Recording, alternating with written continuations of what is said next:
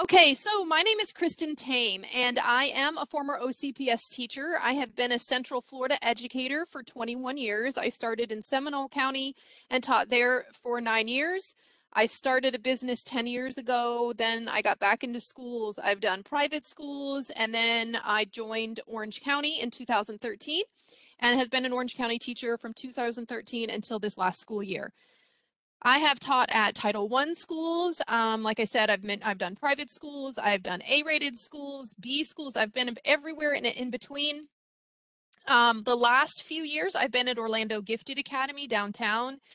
I ended up getting my gifted certification about 10 years ago and found that that is kind of my niche and my passion. So I've worked with gifted students exclusively for the past 6 years as a resource teacher in Ocoee, and then at Orlando Gifted Academy, I've done 4th grade and middle school ELA.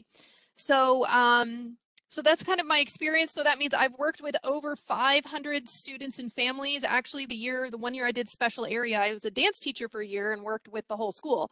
What I found is building relationships is super important to me, as it was important as a teacher, because I wanted to make sure that children were behaving, but I didn't want to use punishment and shame. And that's kind of oftentimes what we were raised with. It's what the schools have used over the years. And I really wanted to get away from that, but I didn't want to be their friend. So to me, it was finding that right balance and how do I build relationships with my students that ends up being productive. So that was a passion of mine. I spent lots of time reading and researching over the years.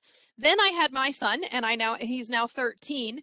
But those toddler years were super hard for me. So I looked for the same strategies I used as a teacher. I looked to see if I could find them as a parent, and I found some great resources there to help me also manage my very strong-willed son and help him so that we have a good relationship as well. I wanted to make sure that I kept that relationship intact, but also got behavior where he was succeeding and doing a good job as well.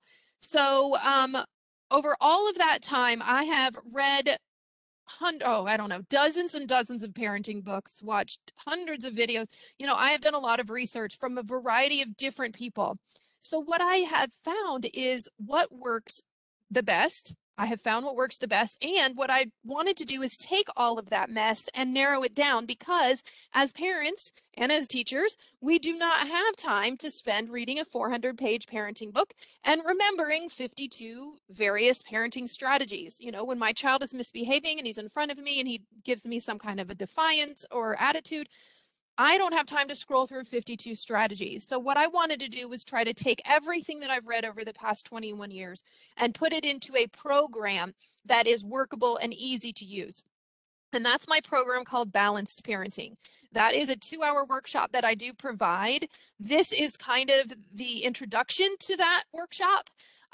But I do provide big workshops that are a lot more in depth as well. And I also provide one-on-one coaching for parents as they try these strategies. But this today, I'm hoping what I'll give you is a little bit of the introduction of how to do that. And then you're going to walk away with some strategies today too, that you can use to help you.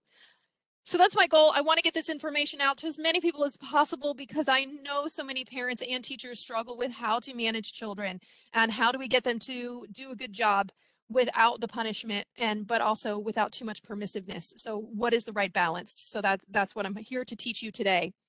So let me go through a little bit of our goals. So today I'm going to teach you how to use curiosity to discover why your child is behaving the way that they are. There is a reason for that misbehavior. So this is a little paradigm shifting, but it's very easy once you figure it out. And then I'm also going to teach you today 2 integral connection strategies that you can use starting today that you will immediately see a difference in your child if you start using these strategies. They're very simple, easy to use, but very, very powerful strategies. So I'm going to make sure you walk away with those 2 strategies today as well. As we go through, please use the chat to ask any questions. So I try to catch them all as I'm talking. So please use the chat throughout. I am reserving the last 5 to 10 minutes to respond to those questions. So if you ask a question at the beginning, I may not get to it right when you ask it, unless it's something that has to pertain to that particular slide. I will save it to the end so we can talk about those. I also have a worksheet that will help with the information. It is a Google Doc, so I'm going to put that in the chat if you would like to follow along. I'll try to remember to pop that in a couple times as we go through in case you miss it the first time. So again, I've just put in the chat a worksheet. This has the agenda on it. It's also great for you to use later on if you don't remember exactly what I said and you don't want to watch the video, you can refer to your worksheet. And this will help you kind of follow along as I go through the information. There are a couple of areas you can type in there as you pull up the Google Doc, and we work through the information. Again, like I said, I will respond to most of your questions the last 10 minutes. I do tend to move quickly because I have a lot of information I want to make sure to get to you today. If I'm going too quick or you need me to go back on a slide or I'm talking too fast, please again, write that in the chat. I do tend to talk fast. I try to slow down when I'm doing these, but I had to tell my students the same thing. You know, if I'm talking too fast, guys, just let me know and I'll slow down for you. And I try to offer, there's a couple times throughout we were going to get a chance to practice and reflect. So hopefully that'll help keep us not going too fast. Right. So the first thing I'm going to ask of you, and this is so that I can make sure that I use your examples as I go through the content and make it specific to you. So would you please type in the chat, what are the most common behavior issues that you're struggling with as a parent?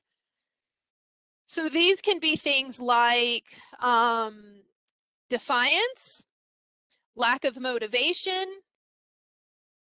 So type in the chat any of the behaviors that you are seeing at home that are struggles for you. It could be perfectionism, it could be procrastination, lack of motivation is a popular one. It can be not doing what, a popular one, not doing what I ask for them to do. They're not listening to my instructions. That's also a popular one too. So I'll give you a few seconds if you guys will please type in the chat what kind of misbehaviors you're seeing at home the most, so I can then make sure to use that as I go through. I want to make sure I'm referring back to that. Knowing what kind of consequences to give. Ooh, that's a good one.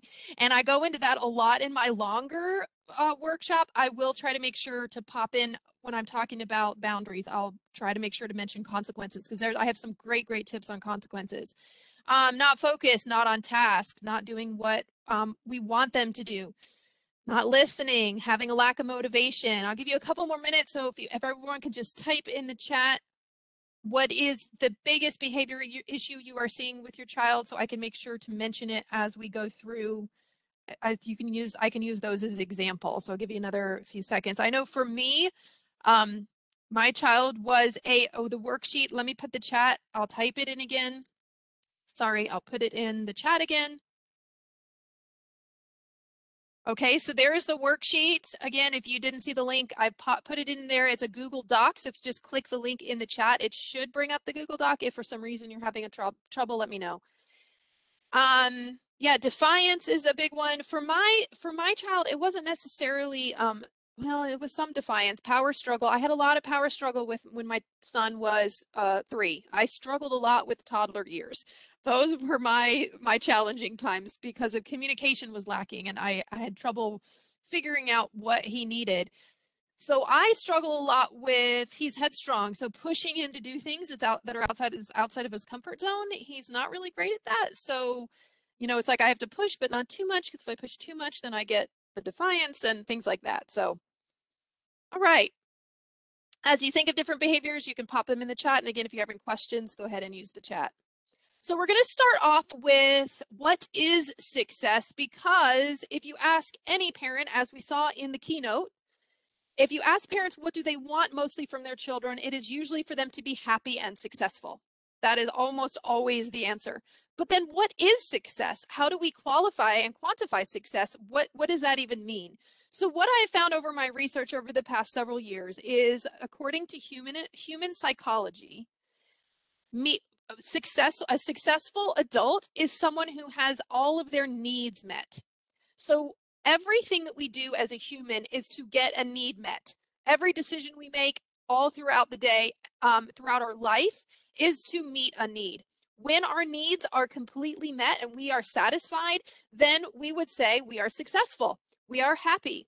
So the focus then becomes on making sure we're getting our needs met. Maslow has a hierarchy of those needs. So on the screen, you'll see there we have the physiological needs. He says are kind of our base needs: food, water, air, shelter. We have to make sure to have those needs met. We also have safety needs. Those are integral. We have to feel that we have a sense of security, some stability. Financial stability can be health related as well, are our safety needs. Next, he has love and belonging. Love and belonging needs means I have a sense of connection. I belong somewhere. I have family, I have friendships. All of those are our love and belonging needs. And those are, according actually to Alfred Adler, that is our most important need, is that love and belonging. So love and belonging is super, super important. We also have esteem needs. Esteem needs, it means that I feel like I have significance in this group or in this society. I feel like I have something to contribute, and that gives me confidence. It makes me feel, I get recognition from that. I feel important. I feel as integral part of my social group. Once all four of those areas of those needs are met, then we have, according to Maslow, become self-actualized. When we are a self-actualized person, then we now desire to be the best we can be. And now we want to share that with others because we are happy. So then our goal becomes, how can I help other people around me? I am now satisfied. How can I help? So the goal then is to make sure that we are meeting our needs so that we become self-actualized. The link is not showing up in the chat. I'll try it again. I'm not sure why.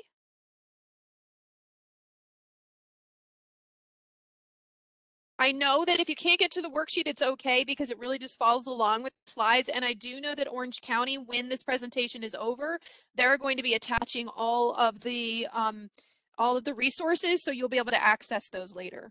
Okay. So it's okay if you can't get to the worksheet. If you just kind of follow along with me, you'll be all right. Okay, so if we have our needs met, we are happy, we're satisfied, we're behaving well. If we don't have our needs met, we might try to meet them in an unhealthy way, and in children, we call that misbehavior. So when we see our children displaying misbehavior, it is literally just a clue that means they are missing a need.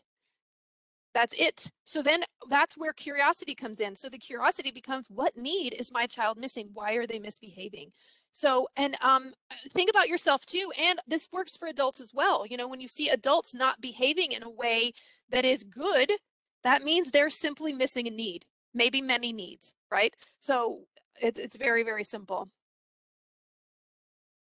All of these needs, as I kind of mentioned, Alfred Adler, who is another human psychologist, also found that belonging and significance were the two most integral needs of all humans.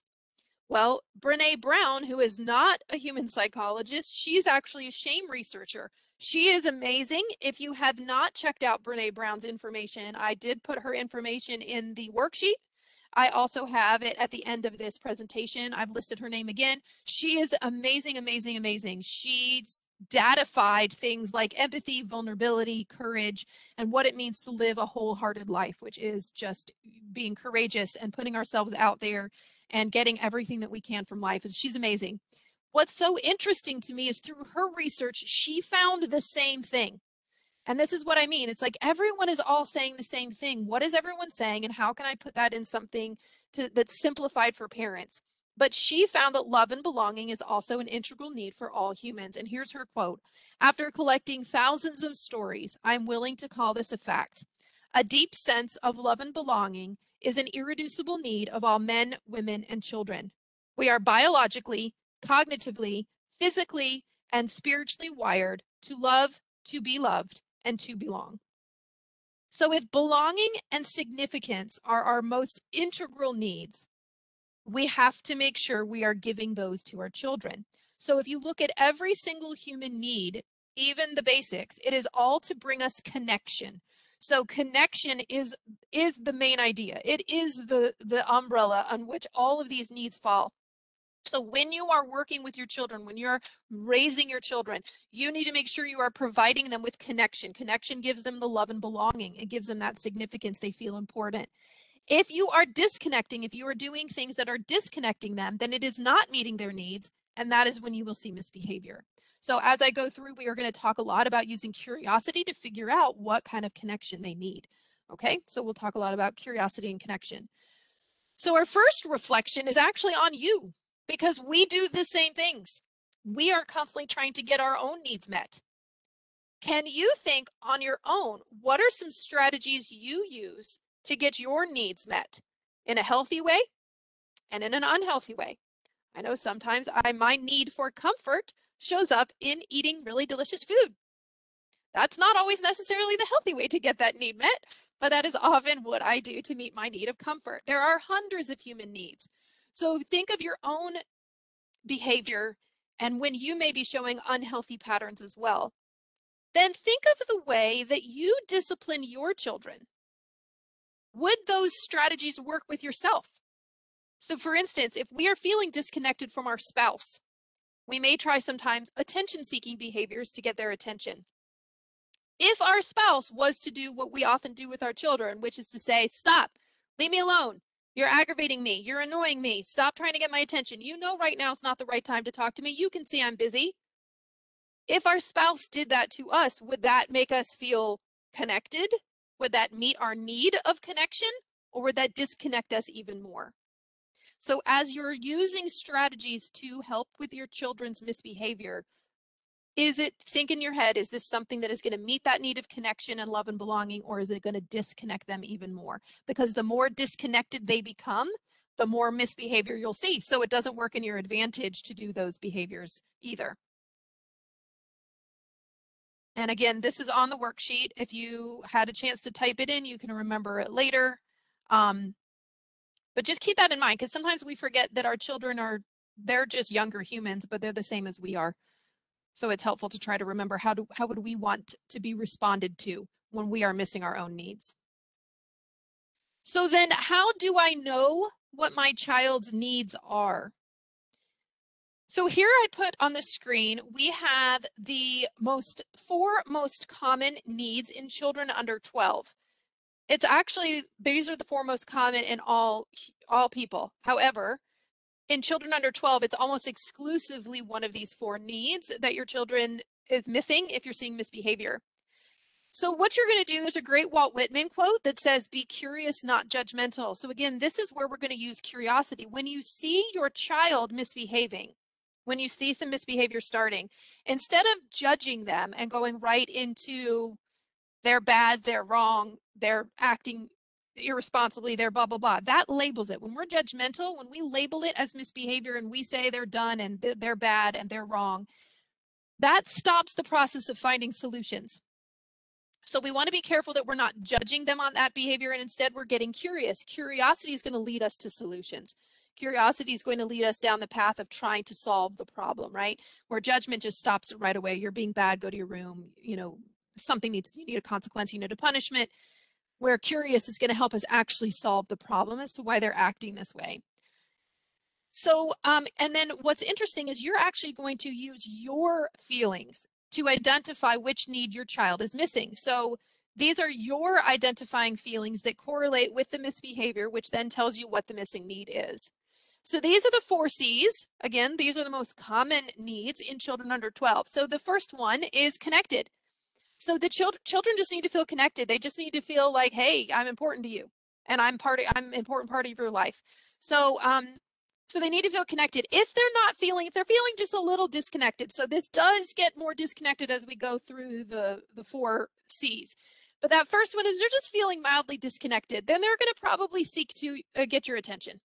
They're going to maybe jump on the couch when you're on the phone or whine because they need you to do something that they clearly know how to do themselves because they want your attention. They're looking for authentic connection. They're looking for that connection. You're going to feel annoyed, irritated, or maybe guilty. Oh, I should help them, but they know how to do it, but maybe I should help them. So you may have a little guilty feelings in there too. So these are, again, your identifying feelings. So if you're feeling annoyed, irritated, or guilty by the behavior, then it is attention-seeking behavior, which means they're feeling disconnected. They just need to feel connection.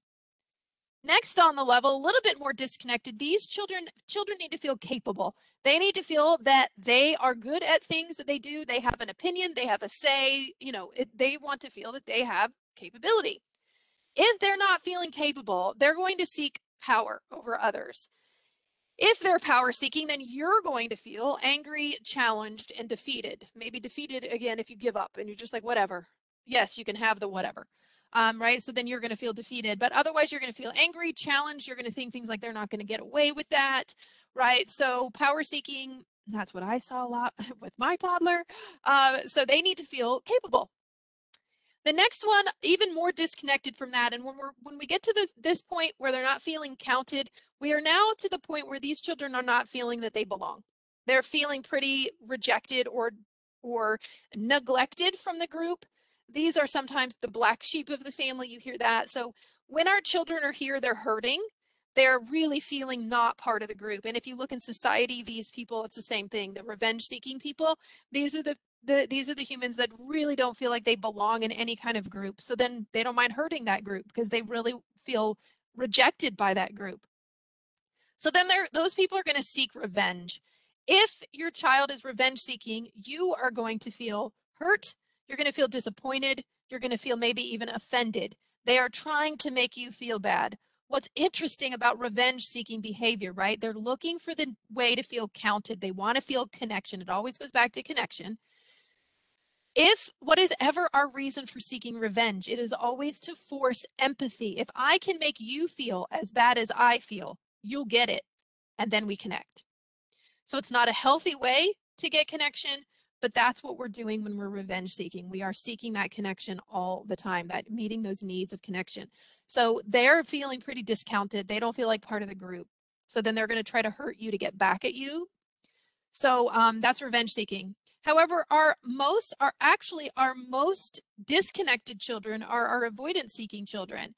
So another need that they have is to feel courageous. And by courageous, it doesn't mean like brave, it means that they just feel that they can do it. They feel that they can do things on their own that are good. So it's just basic like, hey, I can do this. I can succeed at something. I'm good at what I do. If the child doesn't feel that they can do anything good enough, if never anything is good enough, then they're going to start avoidance seeking, which they're just going to not do anything. And if those children are avoidance seeking, you're going to feel helpless, hopeless, and inadequate. You're going to feel, I've done everything. I can't get my child to do this. I don't know what else to do. So that's going to come up, and that's avoidance seeking behaviors. Usually that's because we have a strong parent or a perfectionism parent that has given them the feeling that they're not good enough, maybe inadvertently. And so sometimes those children at that point just decide to give up because they don't feel good with what they can do on their own. All right. So looking at these four, our next activity is a practice activity.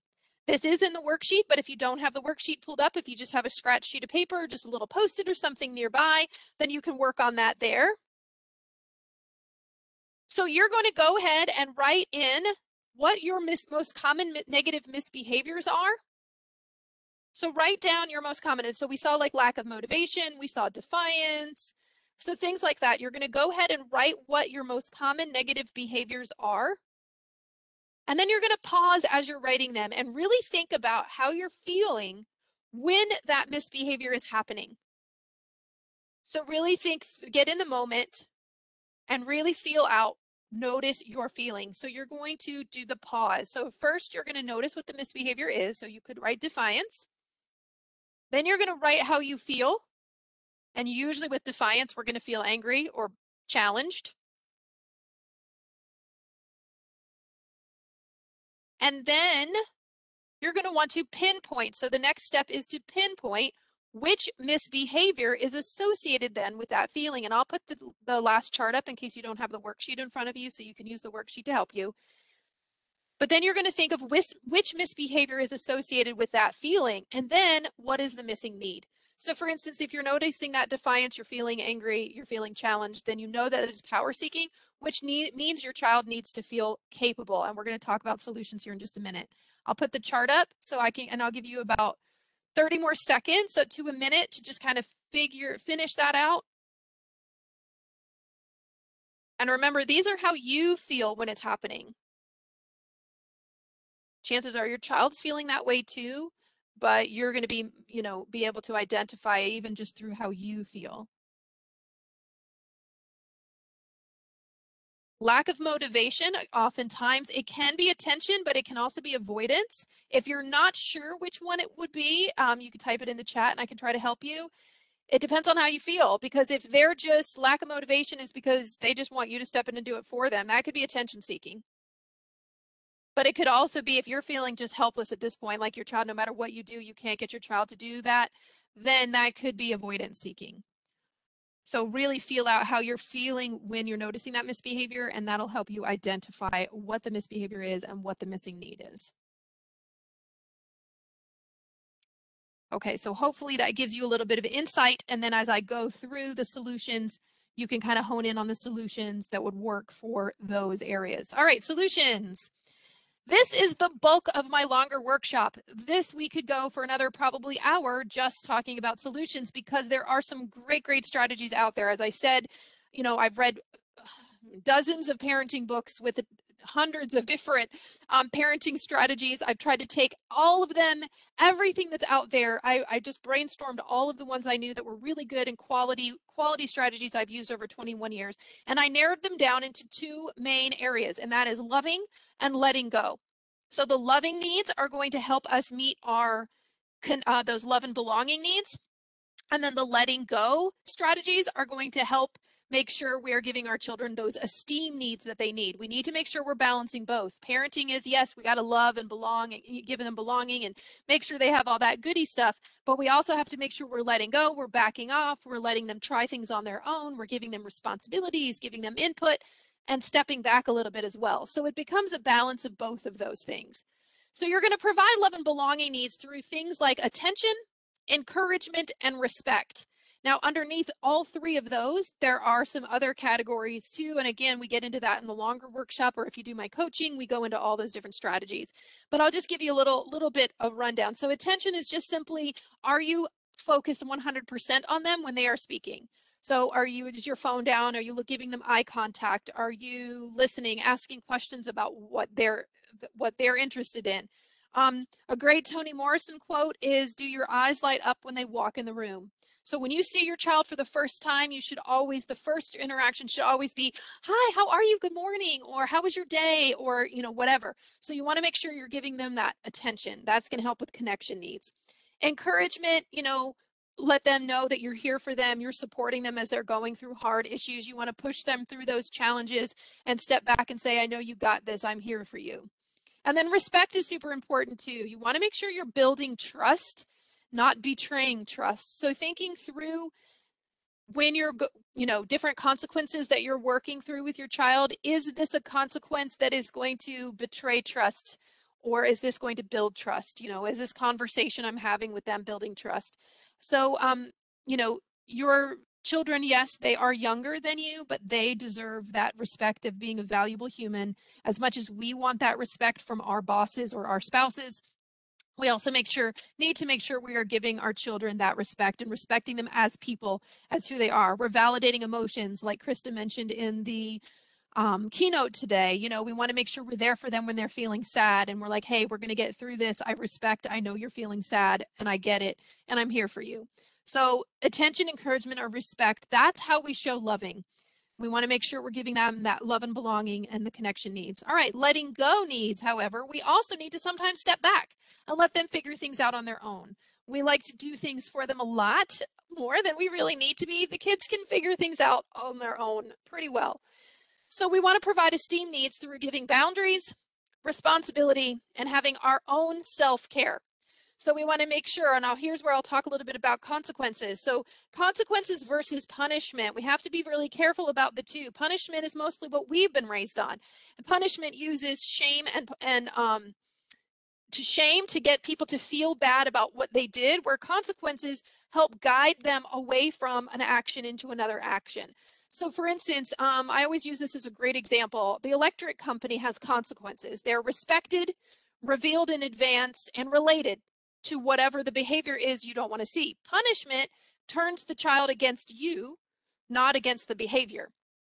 But like the electric company, for instance, it's related. If you don't pay your bill, they will reveal in advance that you're going to get your electricity cut off. They're very polite on this particular day if you do not pay your bill. That's related, right? You don't pay your electricity, you don't get electricity anymore. and it's respectful. They're not being rude, right? So it's all of those things. Now, if that date comes, they simply turn off your electricity. They don't then call you on the phone, right, and tell you how irresponsible you are, and they can't believe that you let something happen like that. They gave you a warning. Weren't they listening, right? They don't shame you, make you feel bad for that. They just turn off the electricity. So consequences should be related, respectful, and revealed in advance. Another great way to think of consequences is with freedom comes responsibility, right? So with the freedom to eat sugar comes the responsibility of brushing your teeth. If you don't brush your teeth, you lose the freedom of having sugar tomorrow until that sugar's off your teeth. So freedom and responsibility, with the freedom of having, unlimited technology time, not unlimited, but whatever, technology time, comes the responsibility of getting your schoolwork done. If your schoolwork doesn't get done, then you lose that free time and you have to use it to get your schoolwork done. So using with freedom comes responsibility is a great way to think of consequences as well. So I wanted to make sure I talked about that because I know someone mentioned that in the chat today. Responsibility, give your children things to do. In fact, power-seeking children, usually the solution is to give them more responsibilities. I saw power-seeking with my son at brushing teeth time when he was little, and it's because I was still doing it with him. And then I said, you know what, buddy, I think you're old enough to be able to do brushing your teeth on your own. I trust that you can do it on your own. So how about you do it, and then I'll just look them over and I don't do it anymore. Power-seeking stopped. I didn't have any problem anymore with my son. He was so excited to be able to do it on his own. So sometimes we just forget as parents, like our children can do more than we give them credit for. So trying to give them much more responsibility. And then lastly is self-care.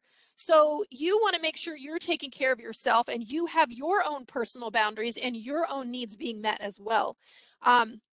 If we don't have our own personal needs met, then we sometimes have resentment towards our family. If, for instance, I'm tired and worn out, but I feel like I have to do this, I have to do that, but my need of quiet time and peace is not being met, I'm going to be resentful towards my family for taking my time away from what I really need. And we don't want that to happen. So you've got to make sure you're aware of what your needs are and make sure you're taking care of that. You also can have personal boundaries. So, you can't control your child cleaning up. You might not be able to make him clean his room. However, you can have a personal boundary and say, I'm not going to go in your room because it is unsafe for me to walk on the floor with all of the stuff on the floor. So I'm not going to come in and get your laundry. I'm not going to come in and change the sheets on your bed. I won't be able to come in and say goodnight because I don't know what I'm going to step on and it makes me feel unsafe. So you can have your own personal boundaries as well, and that's super important. And then make sure you're modeling too. You're taking care of yourself. Are you always trying to make yourself happy? We want our children, and we tell them all the time, you should be successful and trying your best. Are you also showing that and modeling how to be your best and how to take care of your own needs as well? You're modeling that for your children, how to get your needs met healthily. So you want to make sure you're doing that as well. And it's super important. You want to be happy too. We also want to make sure we're not using our children to meet our needs. Sometimes we can do that. Sometimes we use our children to meet our needs for us, and you want to make sure we're not doing that because that's not their responsibility. So make sure you're finding ways to meet your needs in a healthy way. All right, so I'm going to give you 2 strategies really quickly that we're going to go through. The first one is the first curiosity connector is interest investigations. So this is super easy. It is very easy. This is on the loving side. So this is a strategy I would go over in my workshop that's on the loving side. And this is what activities and interests do your children love, and get to know them. Research them, read about them, watch videos about them. Get excited about these, and I know some of it, you might not be interested in their musicians. You might not be interested in their video games, in their sports that they're interested in, but just get interested in them because you can think back when you were a child, and if you would come to your parents so excited, oh my gosh, I'm so excited, I love such and such, and they're like, it disconnects us just slightly, right? So then we're like, oh, they don't get us. They don't get me. So you want to make sure you're getting excited about that. So like, for instance, Minecraft, get the whole family around the computer. Let your child show everybody what they built today. If there's a certain musician they like, watch videos of their videos, plan times to go to their concerts. So you want to be just as interested in their stuff as they are, because that's going to make them connected and feel like you get them. Super, super important. So it's very easy, but very powerful. All right. Our second strategy is my favorite strategy of all, and it is so simple, but it is so, so powerful. And that is being an asking parent and not a telling parent. We like to talk and tell our children what to do all throughout the day. We do it a lot. So you want to try to get away from telling and literally just change it into a question. So for instance, instead of saying do your homework, you're going to say, what is your plan for doing your homework? Instead of put your toys away, you say, what is your responsibility when you finish playing? Instead of put on your jacket, what do you need so you are warm outside? And instead of running around making sure, don't forget your uniform, don't forget your this, you just say, do you have everything for your game today? So I've also put those at the end of the worksheet. I copied and pasted some other examples for you in the Google Doc so that you can see between asking and telling and how to change those statements into questions. And I am telling you, it is so, so powerful. And think of that from your boss as well, right? If your boss is telling you, or they're asking you for input, well, what do you think we should do? Well, what would you like to do next? Well, what is your next step? What is your plan for this? That makes me feel involved. It makes me feel significant. It makes me feel like, oh, you know that I get it. You're trusting me that I can figure things out on my own. And that's going to bring those significant needs, those esteem needs up really, really well. So it's super easy strategy, most powerful. We know it in schools too. The more questions we ask students, the deeper they can get. All right, so I'm about to ask for questions. Please use the chat to type in any questions you have. Think of yourself in your situation at home. Make sure if there's any other way I can give you guidance for when you're actually in the moment where you're having to deal with the misbehavior. Is there anything I can clarify for you? Because sometimes you hear these in the workshops and you're like, oh yeah, that's great. But then we get home and we're like, we freak out. We don't feel like we can do it. So try to imagine yourself dealing with those misbehaviors you mentioned earlier on that you wrote down and see if you can think of any way I can help you in handling any of those misbehaviors, things that maybe I didn't talk about today that you'd have a question about. Go ahead and type those in the chat now.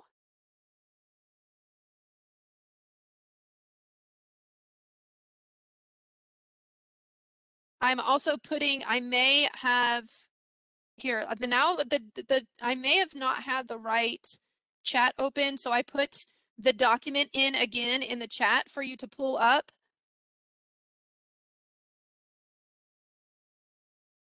So hopefully that document shows up. Okay, great. Sorry about that. It looks like I had the wrong chat in there. Okay. So if your child says, what is your plan for doing your homework? I don't know, more questions. Well, what do you have to do tomorrow? Well, how much time do you think that that's going to take you?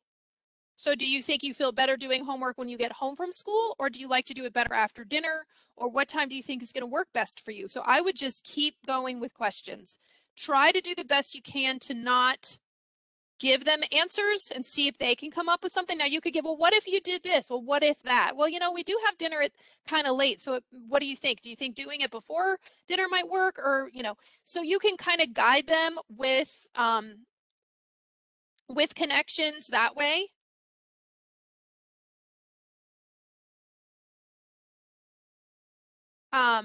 So again, ask as many questions as we can.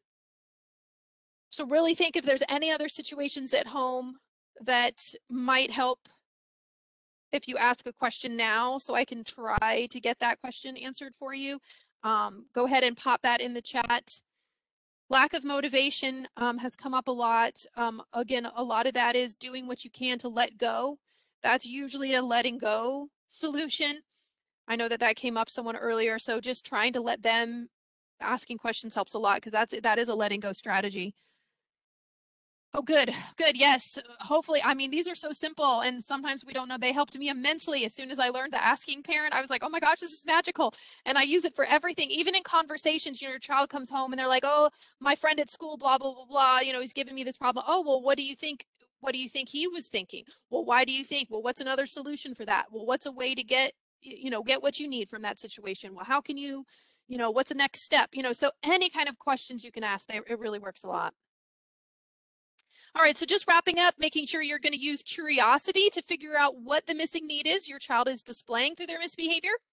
And then always make sure you are using connection to fulfill the missing need, which is going to resolve the misbehavior because connection is what everybody's after. So if you're giving them connection, the misbehavior will go away eventually. This is a free workshop I provide. I'm able to speak at schools, PTA functions, churches, etc. I also provide one-on-one coaching and more in-depth workshops. So please make sure to look for me. I am on Facebook as well with my name, my email address, my website is listed, and it is also on the worksheet. So please contact me, and you can even say, hey, I sat in on the Orange County parent session and I have some questions, and let me know. Suggested resources are also on the worksheet. So Brene Brown, I cannot rave about her enough. You can also join my newsletter. If you go to my website, it'll pop up after about 3 seconds and you can join my newsletter. And that's it. Thank you all for coming today.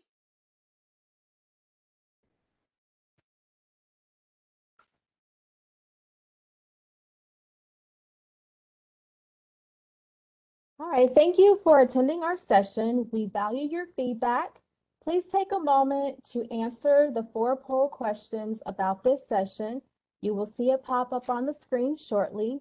A recording of this session will be available on the OCPS Families YouTube channel.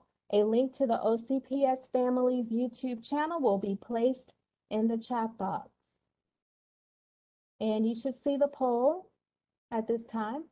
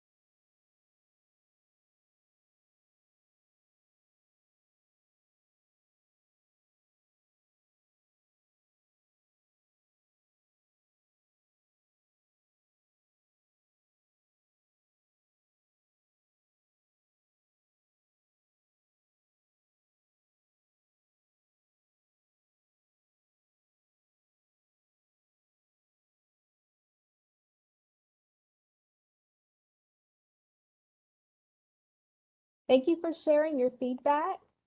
Now, please take a moment to share your feedback on the whole Parent Academy, including the keynote, Session A, Session B, and technology by clicking on the link in the chat box.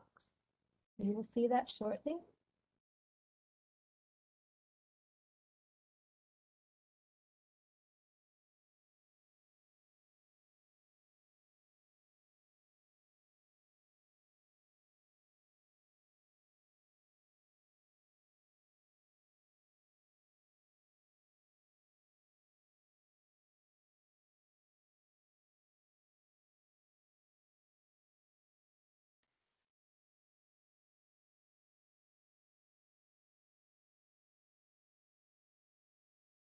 And your feedback will help us to plan for our next event.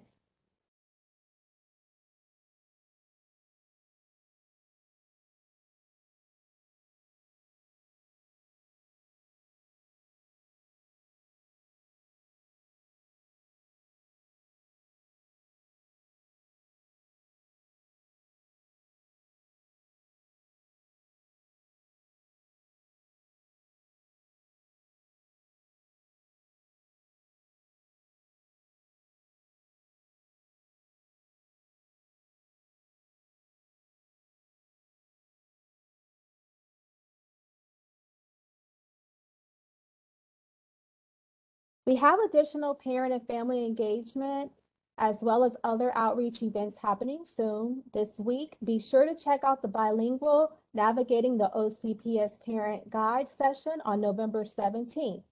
On December 2nd, there will be an Engage 360 Lunch and Learn on digital parenting. Then on December 8th, we have a workshop on building a network of support at your school designed for families of students participating in ESE, and a bilingual workshop on dealing with challenges and identifying community resources And finally, on December 9th, we will have an Engage 360 Lunch and Learn, which focuses on addressing mental health going into the holidays. You can register for these events on the OCPS Facebook page. Thank you again for attending the Parent Academy and have a great rest of the day.